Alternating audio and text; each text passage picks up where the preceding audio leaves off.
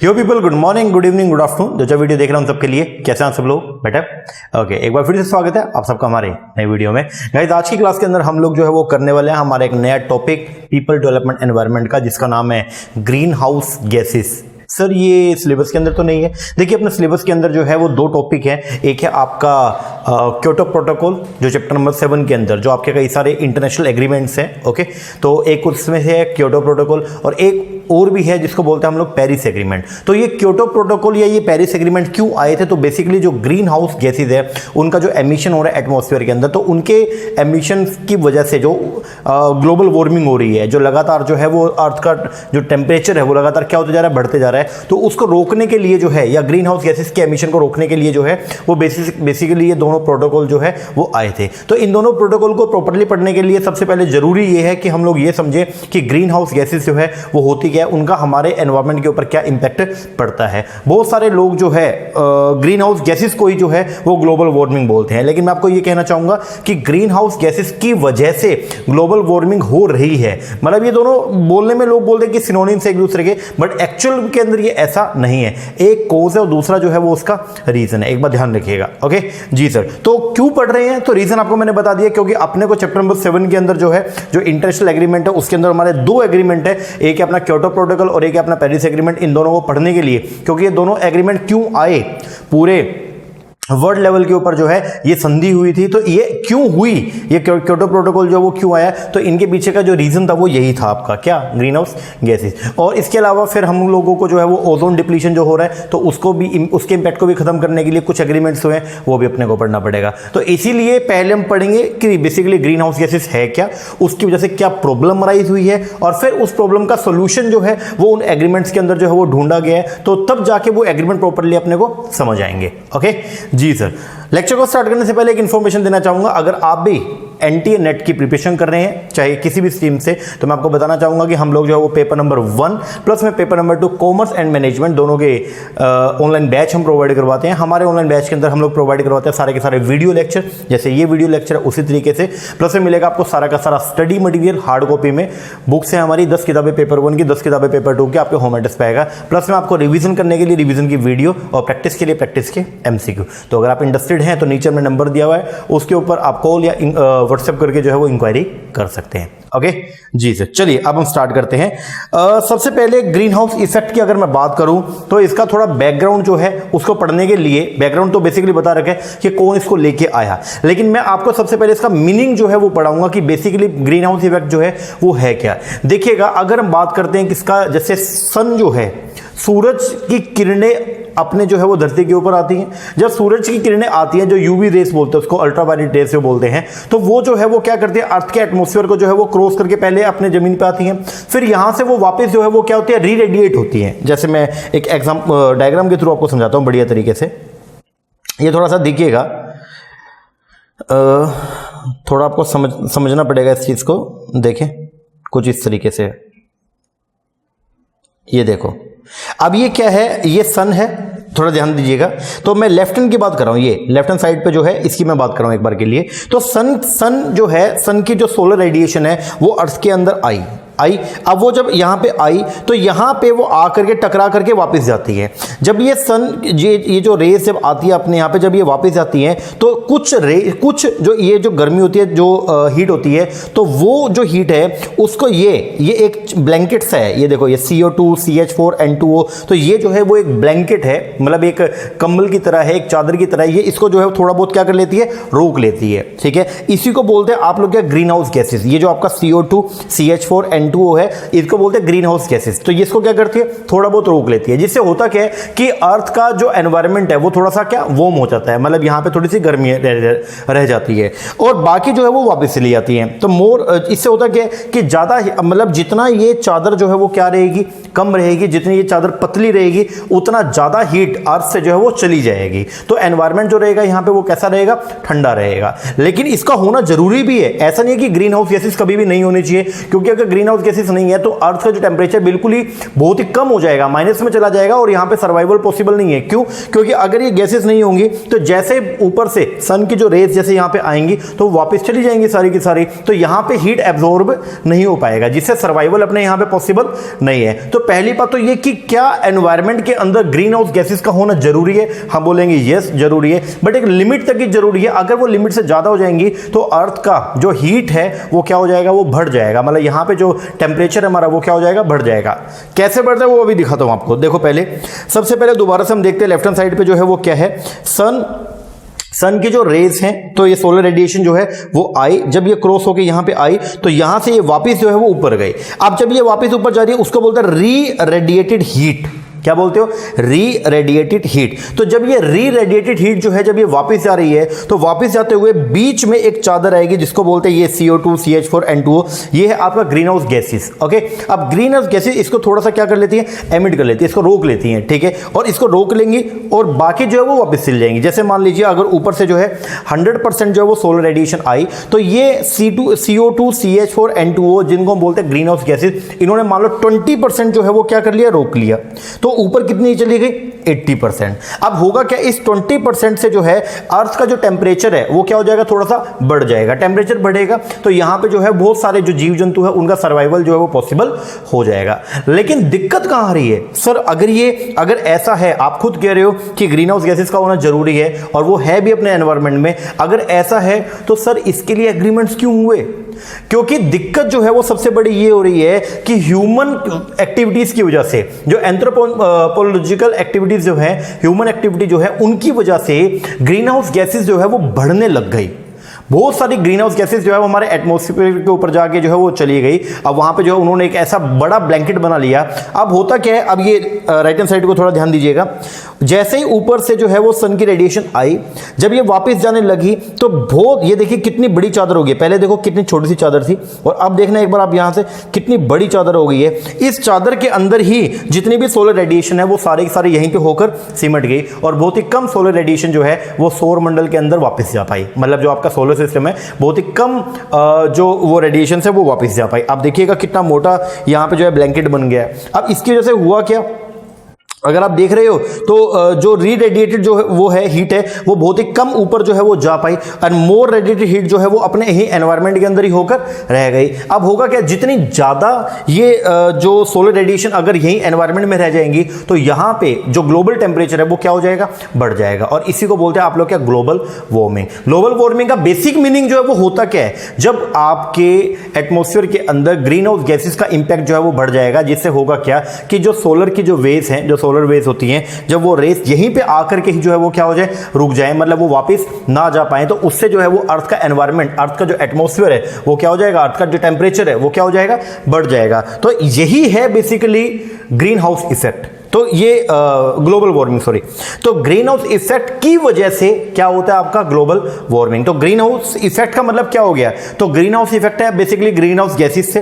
तो green house gases का मतलब ये कुछ गैसेस है वो हमारे एनवायरनमेंट के ऊपर जाकर के जो है जब ये रेस आती है तो जब वापस जाती है री रेडिएंट तो उनको थोड़ा सा क्या करती है, एब्जॉर्ब करती है, जिससे हमारे जो अर्थ का जो टेम्परेचर है वो थोड़ा सा क्या होता है, बढ़ता है। लेकिन प्रॉब्लम अब क्या आ रही है, अब ह्यूमन एक्टिविटी की वजह से जो है वो ग्रीन हाउस गैसेस जो है वो इनका जो स्कोप है वो बहुत ज्यादा बढ़ गया है। अब इसकी वजह से हो क्या रहा है, जब सोलर रेडिएशन जब आती हैं, जब वो वापस री रेडिएट होती हैं तो वो ज्यादा बाहर नहीं जा पाती हैं, मेजॉरिटी वो यहीं पर अटक कर रह जाती हैं, जिससे गर्मी जो है वो क्या हो गई है, बढ़ गई है और अर्थ का टेम्परेचर लगातार बढ़ गया और इसी की वजह से अपने वर्ल्ड के अंदर जो है वो क्या हो रहा है, ग्लोबल वार्मिंग हो रहा है।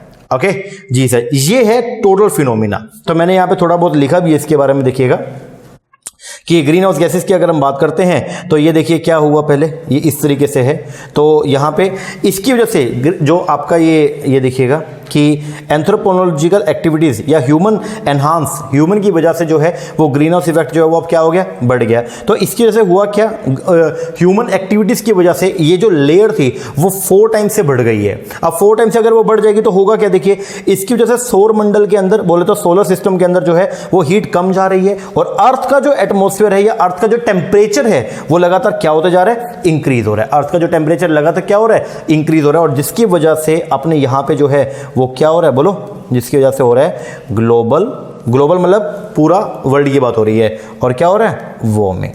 लगातार जो है अपना टेम्परेचर जो है वो क्या होता जा रहा है, बढ़ते जा रहा है। तो ये वजह है बेसिकली, ये जो है ये इसकी वजह है। इस बात को आपको थोड़ा ध्यान देना पड़ेगा। तो आइए पहले इसका डेफिनेशन के ऊपर हम चलते हैं। डेफिनेशन क्या बोलता है, the green house effect is the retention. Green house effect जो है वो क्या है, रिटेंशन। रिटेंशन का मतलब रोक के रख लेना, किसको, हीट को, in the lower atmosphere, lower atmosphere. तो बोलता है ग्रीन हाउस इफेक्ट जो है वो क्या है, रिटेंशन है हीट का इन द लोअर एटमोस्फेयर के अंदर ही, due to the absorption and reradiation by cloud and certain gases. और तरीके से पढ़ते हैं, green house effect is the phenomena whereby the earth atmosphere. Green house effect जो है वो एक ऐसा फिनोमिना है जिसके अंदर अर्थ का जो एटमोस्फेयर है वो ट्रैप करता है सोलर रेडिएशन को। अर्थ का जो एटमोस्फेयर है वो सोलर रेडिएशन को क्या करते हैं, ट्रैप कर लेगा, उसको जो है वो क्या कर लेगा, रोक लेगा।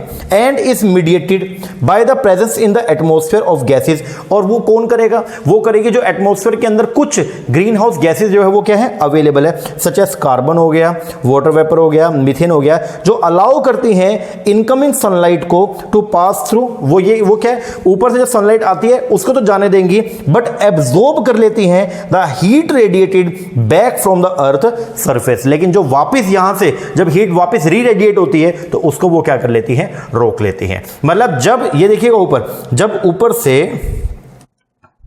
जब ये देखिए सन की जो सोलर रेडिएशन आई है वो बिना रुके आई, देखिएगा डायरेक्टली आ रही है वो, उसको ये बीच में नहीं रोकती है। लेकिन जब यहां से री रेडिएट होती है, हीट जो है री रेडिएट होती है, तो ये जो ग्रीन हाउस गैस है ये इसको क्या कर लेती है, रोक लेती है। और ह्यूमन एक्टिविटी की वजह से ये जो ग्रीन हाउस गैसेज है तो इसका जो आपका जो दायरा है वो बहुत ज्यादा क्या हो गया, बढ़ गया। तो जिसकी वजह से हो क्या रहा है, अब प्रॉब्लम जो है वो क्या हो रही है कि ज्यादा से ज्यादा हीट जो है जो जानी चाहिए बाहर, जो सौर मंडल में बेसिकली सोलर सिस्टम में जो जानी चाहिए वो क्या, वो यहीं पे होके रह गई है, जिससे पूरे अर्थ का जो टेम्परेचर है वो लगातार क्या हो रहा है, बढ़ रहा है। इसी को बोलते हैं आप लोग क्या, ग्लोबल वार्मिंग। और इसको रोकने के लिए बेसिकली जो है वो पूरे वर्ल्ड के अंदर जो है वो कुछ एग्रीमेंट्स हुए। Main agreement is a Kyoto protocol. तो क्योटो प्रोटोकॉल की अगर मैं बात कर लूं या फिर अगर मैं पेरिस एग्रीमेंट की बात करता हूं तो वो उसका रीजन जो है वो यही है बेसिकली। ओके जी सर, एक बार आपको डेफिनेशन दोबारा पढ़ा दूं मैं कि है क्या ये।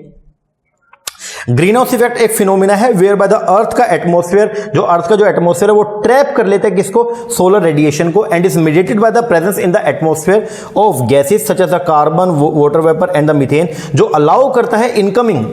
ये अलाउ तो कर रहे हैं, मतलब ये एक ब्लैंकेट है, तो ऊपर से जब क्या आ रही है जो सोलर रेडिएशन है तो ये इसको अलाउ करेंगे, कहते हैं हाँ हाँ जाओ जी कोई दिक्कत नहीं है। लेकिन जब ये वापस जाती हैं, जब ये री रेडिएट होती हैं तो ये इनको क्या करते हैं, एब्जॉर्ब कर लेते हैं। तो क्या बोलता है कि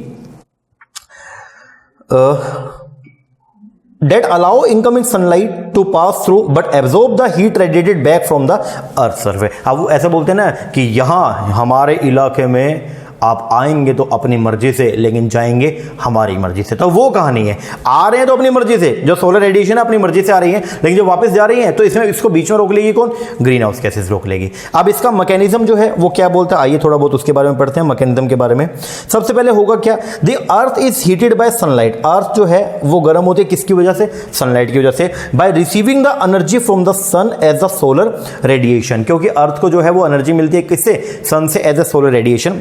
short wave solar radiation receive from the sun passes through the atmosphere with little or no interference. जब वो जो सोलर रेडिएशन जो है वो अर्थ पे आती है तो बिना किसी इंटरफेरेंस के आती है, and warm the earth surface, और अर्थ के सरफेस को क्या करती है, वार्म करती है। In order to keep the energy budget of the atmosphere, ये जरूरी है, मतलब यहां पे एनर्जी बजट बना रहे तो उसके लिए जरूरी है कि वो रेडिएशन आनी चाहिए। द वार्म्ड अर्थ एमिट करती है, जो ये गर्म जो अर्थ है वो एमिट कर लेती है, बचा लेती है कुछ हीट को, energy back into the space as the infrared radiation. तो वो क्या करती है, सारी की सारी को एब्जॉर्ब ना करके उनको वापस जितनी चाहिए उनको ही रोकती है और बाकी को क्या करती है, वापस जो भेज देती है। Which are long wave thermal radiation and are partially absorb, जिनको एब्जॉर्ब कर लिया जाता है by the number of trace और the greenhouse gases present in the atmosphere. अब फिर उससे होता क्या, these gases occur in small amount in the atmosphere and reflect the long wave thermal radiation in all direction. Some of the radiation are directed downward towards the earth surface also, और वो क्या करते हैं उसको रोक के उनमें से कुछ रेडिएशन को बल्कि वापस जो है वो अर्थ के ऊपर क्या कर देती है, भेज देती है। The amount of the greenhouse gases in the atmosphere can influence the global temperature, और ये जो ग्रीन हाउस गैसेस जो है जब आपके एटमोस्फेयर के अंदर होती हैं तो ये आपके ग्लोबल टेम्परेचर को क्या करती है, इन्फ्लुएंस करती है। If these gases were to increase, अगर ये गैसेस जो है वो लगातार क्या होंगी, बढ़ेंगी, टेम्परेचर जो है वो भी लगातार क्या होगा, बढ़ेगा। If they were to decrease, और अगर ये कम होंगी तो ग्लोबल टेम्परेचर जो है वो भी क्या हो जाएगा, ठंडा हो जाएगा। तो ये है बेसिकली क्या मैकेनिज्म जो है वो क्या बोलता है, ध्यान से देखिएगा, दोबारा एक बार देख लीजिए कि सन से सोलर रेडिएशन जो है वो बिना इंटरप्शन के अपने यहां पे आई, और जब एटमॉस्फेयर में आकर के और जब ये वापस जा रही है तो री-रेडिएट जब हो रही हैं तो उनको जो है वो ग्रीन हाउस गैसेस जो वो क्या करती हैं, रोकती हैं और उनको री एमिट कर देती है हीट को वापस कहां पे, अपने एटमॉस्फेयर, अपने अर्थ के ऊपर, जिससे अर्थ का जो टेम्परेचर वो लगातार क्या हो जाता है, बढ़ जाता है। इसी को बोलते हैं ग्रीन हाउस इफेक्ट, या यही है बेसिकली क्या, ग्लोबल वार्मिंग। ओके जी सर, लो जी, ये हो गया आपका मैकेनिज्म आपको मैंने करवा दिया। अब हम पढ़ेंगे थोड़ा बहुत इसकी हिस्ट्री के बारे में कि इसको लेके आने वाले कौन थे। तो आइए, सबसे पहले तो ये ग्रीन हाउस इफेक्ट जो है, global warming is caused by, global warming किसकी वजह से हो रही है, it is caused by the green house gas only, ये बात ध्यान रखिएगा। तो ग्लोबल वार्मिंग का नाम पे जाओ पहले तो, what is the meaning of global warming, global पूरे अर्थ की बात कर रही है, पूरे ग्लोब की बात कर रहे हैं, एंड वार्मिंग का मतलब क्या होता है, गर्म होना। तो जब अर्थ का गर्म होना हीट की वजह से, तो वो किसकी वजह से हो रहा है, उसके पीछे जो मेन डिसाइडिंग फैक्टर है that is the greenhouse gases. क्योंकि एटमॉस्फेयर के अंदर ग्रीन हाउस गैस का जो मैग्नीट्यूड है वो लगातार क्या हो रहा है, बढ़ते जा रहा है। और जब ग्रीन हाउस गैसेस जितनी ज्यादा बढ़ेंगी तो उतना ही क्या होगा कि जो री-रेडिएट होकर हीट जो जा रही है उसको हम क्या कर लेंगे, एब्जॉर्ब कर लेंगे, और अपने पूरी की पूरी अर्थ का जो एटमॉस्फेयर है या जो अपना टेम्परेचर है वो लगातार क्या हो जाएगा, बढ़ जाएगा। तो इसको रोकने के लिए बेसिकली दो एग्रीमेंट हुए, एक है आपका क्योटो प्रोटोकॉल और एक है कौन सा, पेरिस एग्रीमेंट। ये सब ग्रीन हाउस इफेक्ट को रोकने के लिए जो है वो आए हैं। तो इनको पढ़ना है, चैप्टर नंबर आपके 7 में इसको पढ़ेंगे, बट उसके लिए पहले जरूरी है चैप्टर नंबर 2 के अंदर जो ये टॉपिक है इसको पढ़ना। चलिए शुरुआत करते हैं। ग्रीन हाउस इफेक्ट का कुछ बैकग्राउंड मैंने यहां पे लिखा है जो शायद एग्जाम में आ भी जाए। तो बोलता है फिनोमिना जो है ग्रीन हाउस इफेक्ट का, इसको सबसे पहले ऑब्जर्व किया by the French scientist Jean Baptiste ने 1927 में, and he reiterated that the atmosphere serve to warm the planet. और इन्होंने ये बोला कि एटमॉस्फेयर जो है वो प्लेनेट को थोड़ा सा क्या रखता है, वार्म रखता है। आगे इन 1860 जॉन टिंडल इसने डिस्कवर किया कि ओनली दो ही, इन्होंने सिर्फ दो ही बोला कि CO2 और वाटर वेपर ये एब्जॉर्ब करते हैं किसको, इंफ्रारेड रेडिएशन को, which led to the warming effect, जिसकी वजह से क्या होता है, वार्मिंग इफेक्ट होता है। And he was successful in quantifying the heat absorbing property of some gases. इसके बाद में जो ये टर्म ग्रीन हाउस है, ये जो टर्म थी एग्जैक्ट ग्रीन हाउस, इसको पहली बार लेके आने वाले जो है वो कौन थे, स्वीडिश केमिस्ट स्वेंटे अगस्त। इन्होंने जो है 1896 के अंदर इसको सबसे पहले जो है वो यूज किया। He propose that the carbon dioxide, उन्होंने ये प्रपोज किया कि जो कार्बन डाइऑक्साइड है जब उसको ऐड किया जाएगा बाय द एंथ्रोपोजेनिक मतलब मैन मेड एक्टिविटी से into the atmosphere would result in warming and use the term hot house. और वो वहां पे इन्होंने एक टर्म दिया क्या, हॉट हाउस। दोबारा समझिएगा, उसने ये प्रपोज किया, ही प्रपोज दैट कि कार्बन डाइऑक्साइड जब ऐड होती है by the man made activity, मतलब मैन मेड एक्टिविटी की वजह से जब कार्बन डाइऑक्साइड जो है वो आपके एटमॉस्फेयर के अंदर जाके क्या होती है, ऐड होती है, वुड रिजल्ट, इसकी वजह से होता क्या है, इन वार्मिंग, गर्म हो जाता है, and use the term hot house which later become popular as the greenhouse, जिसको बाद में बोलते हैं क्या, ग्रीन हाउस। अब एक बात ध्यान रखिएगा, in the present day the term global warming and green house effect are used interchangeably. ठीक है जी, आगे एक greenhouse is a glass house. Basically greenhouse को जो है वो एक ग्लास हाउस भी बोलते हैं, मतलब एक ये ग्लास हाउस है। जैसे कई बार क्या होता है, कुछ पौधे ऐसे होते हैं जो आपके यहाँ पे जनरली नहीं होते, तो उनको यहाँ पे जो है वो बनने के लिए जो है वो हम लोग क्या करते हैं, एक ग्लास हाउस बनाते हैं। अब ग्लास में बेसिकली आपने देखा भी होगा कि क्या होता है, बाहर का एनवायरमेंट कुछ हो रहा है लेकिन आपकी गाड़ी का एनवायरमेंट कुछ और होता है। कई बार मान लीजिए आपकी गाड़ी जो है वो धूप के अंदर खड़ी रही और फिर रात को आप देखिएगा, रात को नॉर्मल एनवायरमेंट तो ठंडा हो गया बट आपकी गाड़ी का एनवायरमेंट जो है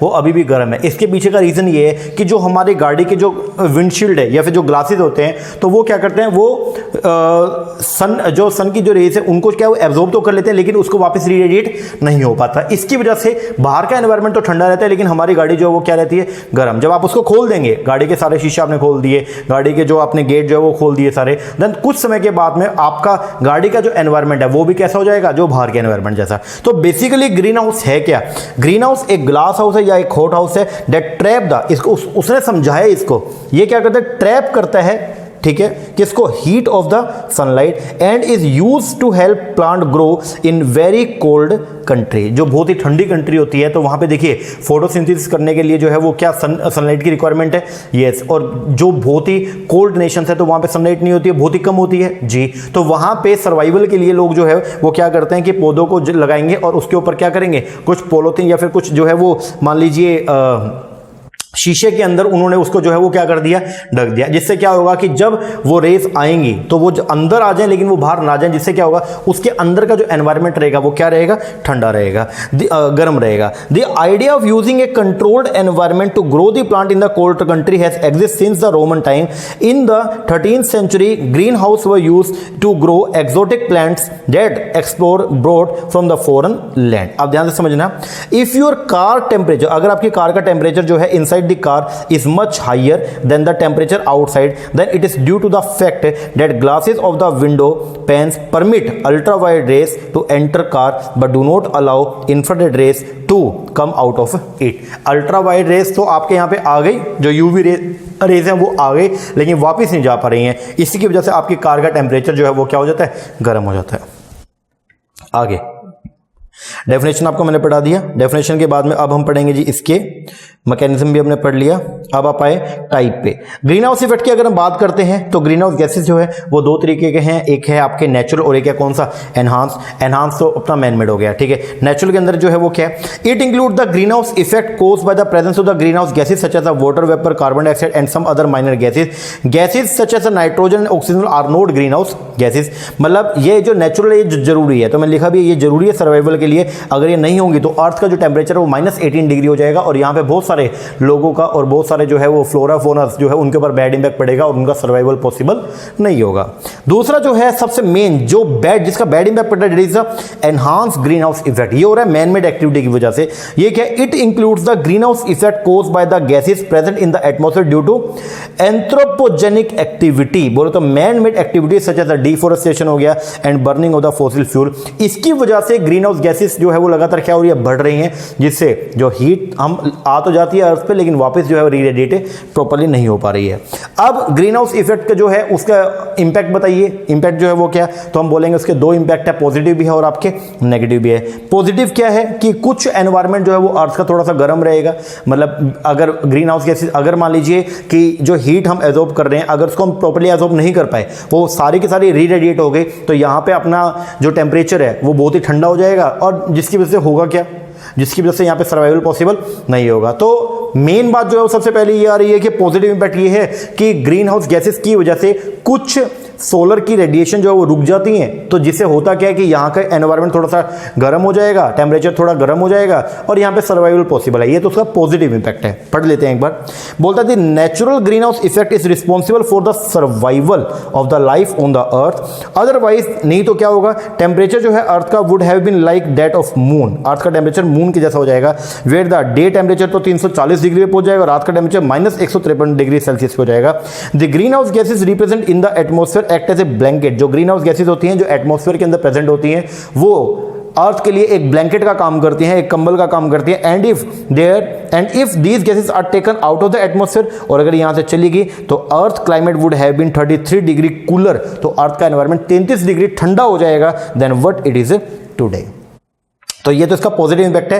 क्या पॉजिटिव इंपैक्ट है, सर्वाइवल पॉसिबल है। लेकिन नेगेटिव क्या है, because of the enhance green house effect, जैसे लगातार एंथ्रोपोजेनिक कोजेस की वजह से, बोले तो मैन मेड कारण की वजह से जब लगातार जो ग्रीन हाउस इफेक्ट आपका बढ़ रहा है, विच आर रिस्पॉन्सिबल, जो रिस्पॉन्सिबल है for the enhance accumulation of the greenhouse gases is the in the atmosphere causing global warming. उसकी वजह से नेगेटिव इंपैक्ट जो है वो क्या हो रहा है, ग्लोबल वार्मिंग हो रही है। And subsequent deleterious and long time irreversible impact हो रहा है ऑन द क्लाइमेट पे, और उसका क्लाइमेट के ऊपर एक ऐसा इंपैक्ट हो रहा है जिसको वापस नहीं, जो मतलब इरिवर्सिबल नेचर का है, जो दोबारा से सही नहीं हो सकता है। And subsequently causing rise in the temperature, और जिसकी वजह से लगातार जो है वो आपका टेम्परेचर क्या हो रहा है, बढ़ते जा रहा है। Melting of the ice, ice लगातार जो है वो क्या हो रही है, हमारे जो ग्लेशियर्स हैं वो पिघल रहे हैं। Rising of the sea level, अब ग्लेशियर जब पिघलेंगे तो पानी जो है वो कहाँ जाएगा, सी लेवल, सी में जाके वो मर्ज हो जाएगा और सी का लेवल क्या हो जाएगा, बढ़ जाएगा। एंड एसोसिएट प्रॉब्लम्स, और उसकी वजह से कुछ प्रॉब्लम्स जो है वो अराइज हो रही है इफेक्टिंग द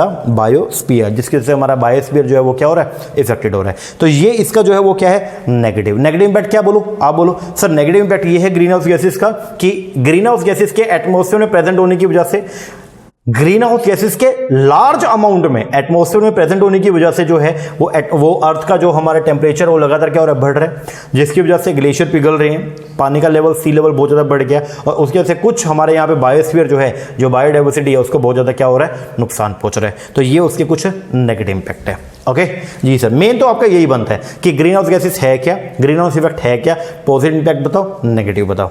अब आएगा जी आपका अलग अलग तरह की ग्रीन हाउस गैसेस। तो टोटल मिला के आपके एनवायरनमेंट के अंदर जो है वो हम 7 तरह से बोल रहे हैं। वैसे तो जो है वो 6 तरह से ग्रीन हाउस गैसेस को जो है वो यहाँ पे डिफाइन किया गया, बट मैंने यहाँ पे सारी की सारी लिख दी हैं। सबसे पहले नंबर पे तो आता है आपका वाटर वेपर, H2O। तो ये सबसे ज्यादा मतलब ग्रीन हाउस इफेक्ट के अंदर सबसे ज्यादा जो अबंडेंट अमाउंट के अंदर जो गैस पाई जाती है वो है आपकी कौन सी, water vapour. Water vapour is the most abundant, सबसे ज्यादा, वैसे तो आपको इनके नाम पढ़ के जाने हैं बस, ठीक है ना। तो मोस्ट अबंडेंट कंपोनेंट है among the green house gases and create the largest green house effect. The amount of the water vapour will increase, water vapour का अमाउंट जो है वो बढ़ेगा। अब देखिए वाटर वेपर बेसिकली क्या है, जैसे देखिएगा जब अपने यहाँ पे जो है वो ह्यूमिडिटी बढ़ती है तो क्या होता है, आपने देखा कई बार हुम्मस रहती है तो फिर बरसात आती है, तो रीजन उसका जो है बेसिकली यही है। अब देखिएगा क्या, the amount of water vapour will increase if the atmospheric become warmer. जितना गर्मी ज्यादा होती है तो उतना ही जो है वाटर वेपर का जो अमाउंट है वो एटमॉस्फेयर में क्या हो जाएगा, ज्यादा हो जाएगा। Increase amount of the water vapour could enhance the green house effect. दूसरे नंबर पे है जी आपका CO2, जिसका सबसे ज्यादा बैड इंपैक्ट पड़ता है, CO2। ये बोलते हैं concentration the carbon dioxide increase the burning. ये क्यों होता है, जब आप क्या करते हैं, फॉसिल फ्यूल जो है हमारे लाइक कोल हो गया, लाइक ऑयल हो गया, गैस, वुड, इनको जब हम जलाते हैं तो इनकी वजह से जो आपकी गैस राइज होती है उसको बोलते हैं आप CO2। तो ये जो है वो कंसंट्रेट हो जाएगी एटमॉस्फेयर में जाकर के और ये एक ग्रीन हाउस गैस है। इसके बाद है जी आपका मीथेन। तो ये तो बेसिकली मीथेन, इसको मार्श गैस जो है वो भी बोलते हैं, थोड़ा ध्यान रखिएगा। तो methane is a principal component है नेचुरल गैस का and is commonly called the marsh gas. तो इसको मीथेन बोलते हैं as it is produce in marshy wetland. जो मार्शी वेटलैंड होती हैं एंड जो बोक्स होते हैं तो वहां पे बेसिकली आपको जो है वो ये देखने को मिलेगी। It is soluble in water and form a major part of the natural gas. It can be found naturally below the ground and under the sea floor from where it comes up the surface as the atmospheric methane. It serve well as a fuel in the liquefied form under the pressure. इसके बाद है जी आपका nitrous oxide, ये भी आपके green house gas है, तो इसको बस ये जान रखें, इसको N2O से जो है वो डिनोट कर रहे हैं, ठीक है। इसके बाद है जी आपका फ्लोरोनेटेड गैसेस, F गैसेस, ये सबसे इंपॉर्टेंट है, F गैसेस।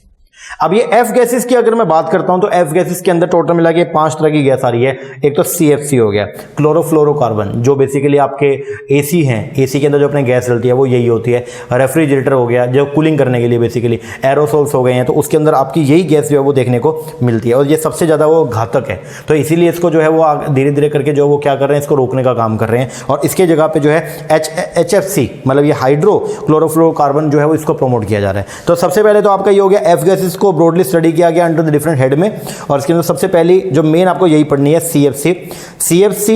वैसे इसको ओजोन डिप्लीशन जब करवाऊंगा तो वहां पे बताऊंगा। CFC को बोलते हैं क्लोरोफ्लोरोकार्बन्स, CFC, ठीक है। और ये रिस्पॉन्सिबल है किसके लिए, ओजोन होल्स के लिए। जो अपनी ओजोन लेयर है तो वो जो डिप्लीट हो रही है ना, लगातार जो ओजोन लेयर पतली होती जा रही है, उसका रीजन आपका यही है। ये क्लोरोफ्लोरोकार्बन जो आपकी जो गैस है ये एटमॉस्फेयर में जब जाती है तो एक छेद बना देती है, जिससे क्या होता है कि अल्ट्रावायलेट रेज है वो डायरेक्टली जो है वो आ रही है कहाँ पे, अपना जो यूवी रेज है सन से, वो डायरेक्टली अर्थ पे आ रही है, जिसकी वजह से यहाँ पे बहुत सारी बीमारियां और यहाँ का एनवायरमेंट लगातार जो है वो क्या हो रहा है, बढ़ते जा रहा है। तो ये सबसे मेन है, क्लोरोफ्लोरोकार्बन से है ये है जो छेद बना देती है, ठीक है, ओजोन लेयर में जाकर के। इसीलिए अब इसको जो है वो क्या करें, धीरे धीरे करके इसको बोल रहे हैं कि इसको खत्म करो और इसकी जगह पे जो है HFC हाइड्रोक्लोरोफ्लोरोकार्बन जो गैसेज है उनको जो है वो क्या कर रहे हैं, धीरे धीरे प्रमोट कर रहे हैं। तो सबसे पहले इसको पढ़ते हैं, एक बार देखिएगा क्या है ये। पहली बात तो ये नेचुरल गैस नहीं है, थोड़ा ध्यान रखिएगा। तो ये गैस कैसी है, it is generated by the human being. चलो, the CFC are synthetic chemical. CFC जो है वो एक सिंथेटिक केमिकल है एंड आर नॉन टॉक्सिक, और ये नॉन टॉक्सिक है एंड नॉन फ्लेमेबल है, ठीक है जी। Thus they are ideal for use in the refrigerator, manufacturing of the insulation and aerosol spray can. जो आपकी स्प्रे कैन होती है, आपने कई बार देखा वो पेंट वाली जो कैन्स होती हैं, तो उसके अंदर हम इसको यूज करते हैं। They are unreactive, so they remain in the atmosphere for a longer time, 100 से 200 ईयर्स तक ये रहती हैं। This CFC CFC were first synthesized in the 1928 and thereafter they steadily increased and reached their peak in 1990.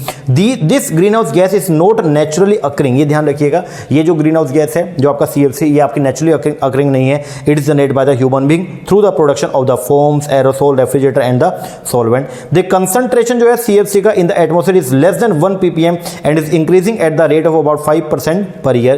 Its concentration in the atmosphere is very low but causes more impact. Concentration तो बहुत ही कम है लेकिन इसका impact बहुत ही क्या है, ज्यादा है. Up to 15,000 times relative to the carbon dioxide. जितना कार्बन डाइऑक्साइड का नहीं है उसका 15,000 गुना जो है इसका इंपैक्ट पड़ता है. Hence approximately 25% of the total green house effect is contribute by the CFC based on the 1990 level. आगे CFC डिस्ट्रॉय करती है ओजोन को. ये ध्यान रखिएगा, ये जो ओजोन लेयर है उसको डिस्ट्रॉय करती है कौन, आपकी CFC. इसीलिए CFC को रोकने के लिए जो है अपने वर्ल्ड लेवल पे एक मीटिंग हुई थी, तो उसके लिए एक फिर प्रोटोकॉल आया, मॉन्ट्रियल प्रोटोकॉल. तो वो बेसिकली ओजोन डिप्लीशन जो हो रहा है उसको रोकने के लिए था. ये भी अपने सिलेबस में मॉन्ट्रियल प्रोटोकॉल, इसको पढ़ेंगे. और लेकिन इसको पढ़ने के लिए पहले मैं आपको ओजोन डिप्लीशन पूरा पढ़ाऊंगा एक बार. तो ये क्या बोलता है, CFC डिस्ट्रॉय करती है ओजोन को, ओजोन लेयर को, which is extremely reactive gas present in the small quantity in the stratosphere. The phasing out of the CFC. अब लगा जब फेज आउट जब हम खत्म कर रहे हैं under 1987 Montreal protocol on substance that deplete the ozone layer was emphasize. इस पे फोकस किया गया. Thus use of the HFC and PFCs were promoted and अब इनको प्रमोट कर रहे हैं. हम बोल रहे हैं CFC को यूज करना बंद करो और इनको अब यूज कीजिए. And has been use in the refrigeration and forming the insulation by replacing the CFC. तो अब हमने क्या बोला, CFC का तो बहुत बैड इंपैक्ट पड़ रहा है, तो इसके यूज को बंद करके इसकी जगह पे आप जो है इसको अल्टरनेटिव के तौर पर आप HFC या PFC को आप यूज कर सकते हैं. एज CFC और फेज आउट, जैसा हम माने कि CFC अब लगातार क्या फेज आउट हो रही है, they are replaced to some extent by the other halocarbons. इसके अलावा जो है आपके F गैसेस के अंदर कुछ ये भी आ रही है, HCFC भी है, हाइड्रोक्लोरोफ्लोरोकार्बन्स है, फिर आपका हाइड्रोफ्लोरोकार्बन्स, ये थोड़ा ध्यान रखिएगा. अब इसको यूज कर रहे हैं. These chemical do not contain chlorine और ब्रोमीन. इसके अंदर क्लोरीन या ब्रोमाइन जो है वो नहीं है. हेंस इसीलिए they do not damage the ozone, और इसलिए ये ओजोन को जो है वो डिप्लीट नहीं करती. And are not covered by the Montreal protocol, और ये मॉन्ट्रियल प्रोटोकॉल के अंदर कवर्ड नहीं है. They have shorter lifetime, इनका लाइफ टाइम बहुत ही कम है. सो देयर इंपैक्ट जो ग्लोबल वार्मिंग पे is much less than the CFC. इसके अलावा जो है PFC, इसको भी जो है वो क्या कर रहे हैं, प्रमोट कर रहे हैं, लेकिन इसका भी जो है ग्लोबल वार्मिंग के लिए जो है ये थोड़ा सा जिम्मेदार है. आगे फिर ये सल्फर हेक्साफ्लोराइड, इसको भी ये भी जो है वो F गैसेस का जो है वो पार्ट है. बस नाम थोड़ा देखिएगा. इसके अलावा ये ट्रोपोस्फेरिक ओजोन, ये भी आपकी जो है ग्रीनहाउस गैसेस के अंदर आती है. Tropospheric ozone is produce when the sunlight act on the vehicle exhaust. जब सनलाइट एक्ट करती है ऑन द व्हीकल एग्जॉस्ट होते हैं. And fossil fuel gases in the presence of the sunlight. और लास्ट में क्या, हेलोन्स है. It is use in the fire fighting, जो ये आपकी आग बुझाने के लिए बेसिकली जिस गैस को हम यूज करते हैं उसको बोलते हैं आप लोग क्या, हेलोन्स. तो ये सब गैसेस जो है ये बेसिकली पार्ट है किसका, आपके ग्रीन हाउस गैसेस का. तो इनको अपने को धीरे धीरे जो है वो क्या करना है, जो मैन मेड एक्टिविटीज की वजह से जो ग्रीन हाउस गैसेस का इंपैक्ट लगातार बढ़ रहा है, तो उसको धीरे धीरे करके क्या करना है, रोकना है. ताकि जो ये क्लाइमेट चेंज जो हो रहा है, क्योंकि जब आपको मैंने क्लाइमेट चेंज बताया तो मैंने आपको यही बताया था कि क्लाइमेट चेंज का बेसिक मीनिंग क्या, कि लगातार जब अर्थ का एटमॉस्फेयर क्या होता है, बढ़ते जा रहा है, अर्थ का जो टेम्परेचर लगातार बढ़ते जा रहा है, इसी को बोलते हैं आप लोग क्लाइमेट चेंज. यही तो आपका ग्रीन हाउस ग्लोबल वार्मिंग है आपका. तो इसको रोकने के लिए जो है वो कई सारे प्रोटोकॉल्स जो है वो आए हैं आपके. ओके जी, ये था that's all about the green house effect, कि ग्रीन हाउस इफेक्ट क्या होता है. आई होप आपको ये समझ में आ गया होगा. पेपर के लिए जरूरी है जो याद करके जाने का है वो है आपका इसका मीनिंग, बहुत इंपॉर्टेंट है. ग्रीन हाउस गैसेस का मीनिंग आप पढ़ के जाइएगा. ग्रीन हाउस इफेक्ट क्या है, मीनिंग पढ़ के जाइएगा. दूसरा, कितने तरह का, नेचुरल भी है, मैन मेड भी है. फिर इसके फायदा क्या और नुकसान क्या, वो दोनों पढ़ना है. और फिर इसके नाम के ग्रीन हाउस गैसेस के अंदर कौन कौन सी गैसेस आती है, बात खत्म. और अब इसको कर्व करने के लिए जो है, इसके इंपैक्ट को नलीफाई करने के लिए कुछ वर्ल्ड लेवल पे जो है वो कुछ एग्रीमेंट्स हुए हैं. तो वो एग्रीमेंट आप नेक्स्ट क्लास के अंदर हम लोग जो है वो सबसे पहले एक एग्रीमेंट पढ़ेंगे जिसको बोलते हैं क्योटो प्रोटोकॉल. ओके जी सर. उसके बाद हम पढ़ेंगे फिर आपका मॉन्ट्रियल भी पढ़ लेंगे साथ में. फिर हम पढ़ेंगे आपका ओजोन डिप्लीशन, और फिर उसके बाद में जो है ये मॉन्ट्रियल प्रोटोकॉल, ये सब हो जाएगा. कर लोगे जी. चलो ये कीजिए, बाकी मिलते हैं हमारे नेक्स्ट सेक्शन में. तब तक के लिए थैंक यू वेरी मच.